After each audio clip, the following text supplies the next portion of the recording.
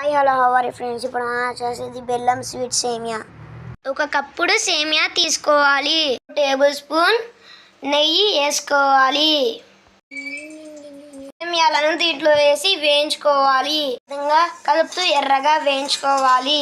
ఈ విధంగా ఎర్రగా వేగిన తర్వాత 2 కప్పులు వాటర్ వేసుకోవాలి.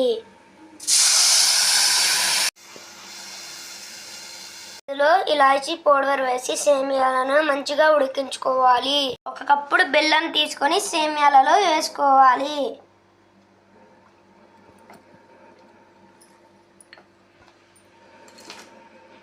బెల్లం దీంట్లో వేసుకొని మంచిగా కలుపుకొని ఉడికించుకోవాలి. సేమియా ఇలా దగ్గరైన తర్వాత కాజు బాదం కిస్మిస్ వేసుకోవాలి.